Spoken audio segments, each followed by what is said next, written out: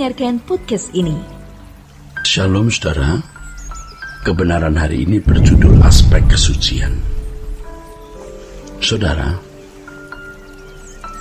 banyak tindakan-tindakan Allah di perjanjian lama yang kita tidak mengerti. Ya, tentu banyak yang kita mengerti, tetapi ada yang tidak kita mengerti.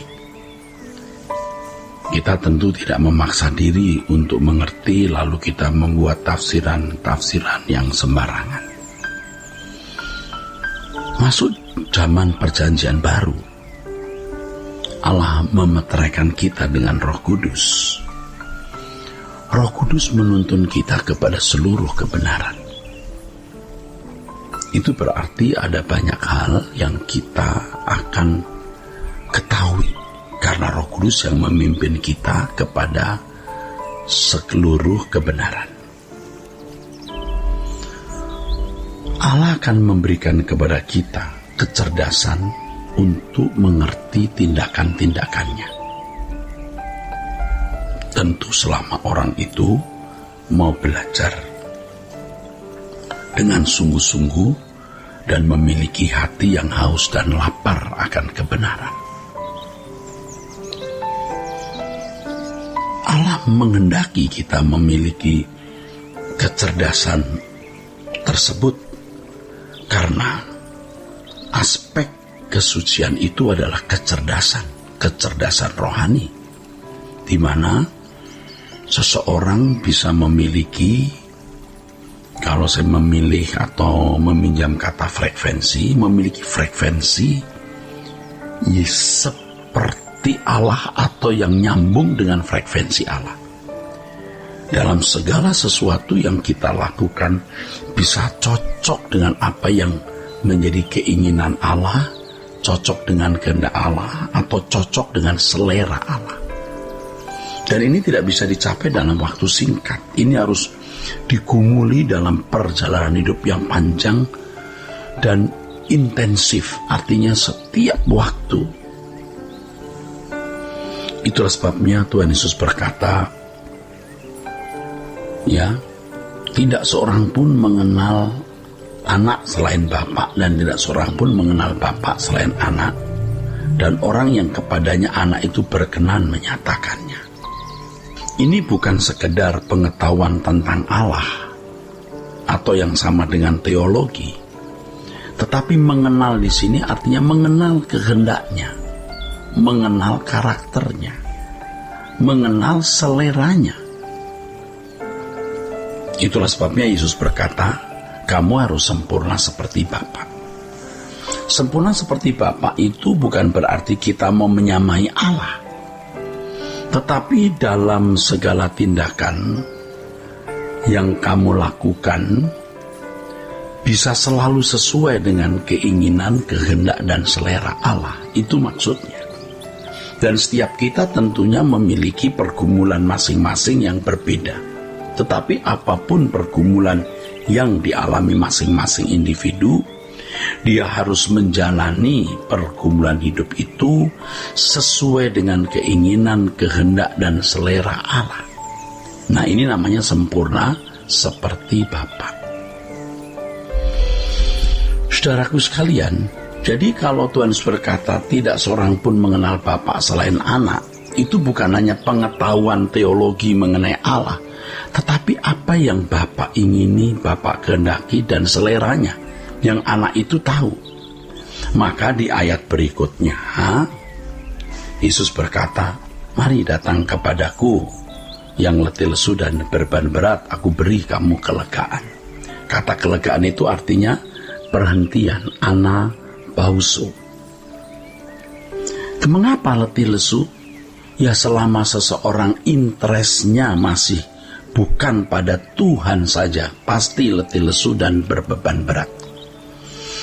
Jadi kita jangan mengundang orang menjadi Kristen hanya karena supaya dia dapat jodoh, ekonominya baik, supaya dia sembuh dari sakit dan memperoleh pemenuhan kebutuhan jasmani, ya. Itu menyesatkan. Memang Tuhan membuat mujizat.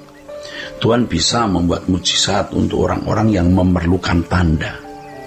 supaya tahu bahwa Yesus adalah anak Allah dan Tuhan. Tetapi sebenarnya tujuan dari kekristenan itu agar orang mengenal Bapa, Allah Bapa yang menciptakan segala sesuatu, yang dikatakan dalam firman Tuhan bahwa segala sesuatu dari Dia, oleh Dia dan bagi Dia. Yesus sebagai manusia sejati telah belajar mengenal Bapaknya dan melakukan segala sesuatu sesuai dengan keinginan Bapa. Ya, saudara. Nah, kita belajar dari Tuhan Yesus. Makanya, saudara, kalau Tuhan Yesus berkata, "Aku menyertai kamu sampai kesudahan zaman," itu maksudnya bukan hanya menyertai kita supaya kita dapat memperoleh jalan keluar dari segala persoalan-persoalan hidup yang menyangkut pemenuhan kebutuhan jasmani. Tetapi maksud pernyataan Yesus itu adalah, saudara, agar kita bisa mengenal Allah Bapaknya dan melakukan kehendak Allah Bapaknya. Ya, itu maksudnya. Dan itulah perhentian. Jadi perhentian kita bukan karena kita sudah membayar hutang, sudah dapat jodoh, sembuh dari sakit. Bukan. Itu hanya tanda jika orang-orang Kristen yang sudah mengerti Yesus Tuhan dan Juru Selamat mestinya tidak butuh tanda lagi. Kalau sakit ya mesti mengubah pola makan, pola hidupnya. Ya, saudara. Kalau orang Kristen sudah mengerti tanda itu ya mestinya sudah tidak cari tanda lagi, tetapi bagaimana berjuang untuk mengenal Allah. Mengenal Allah di sini bukan hanya belajar teologi, bukan hanya belajar mengenai siapa Allah, tapi mengenal apa yang Dia ingini, Dia kehendaki dan seleranya terkait dengan hidup kita. Nah, penyesatan yang sudah berlangsung lama, walaupun ini tidak bisa dikatakan penyesatan yang major ya, tetapi tetap merupakan penyimpangan. Orang digiring menjadi Kristen hanya karena pemenuhan kebutuhan jasmani. Dan ini membuat banyak orang Kristen menjadi bodoh. Banyak orang Kristen menjadi bodoh. Orientasi berpikirnya hanya mujizat, kuasa Allah yang dialami, dan seakan-akan kalau mengalaminya berarti dia menjadi orang yang dikasih Tuhan, diistimewakan Tuhan. Saudara, itu Kristen kanak-kanak, anak-anak kecil juga rata-rata begitu terhadap orang tuanya. Kalau Kristen yang dewasa sudah berhenti dari orientasi tersebut, tetapi orientasinya sudah pada pendewasaan rohani, mengenal apa yang Bapak ingini, apa yang Bapak kehendaki untuk dilakukan. Ya sama ya, kalau anak-anak masih kecil, maunya adalah orang tua memberi kesenangan, kepuasan bagi dirinya. Kadang-kadang juga orang tua seperti berhutang apa gitu loh kepada anak-anak tuh, suka nuntut ini nuntut itu, dan rasanya ya kayaknya orang tua yang berhutang kepada anak.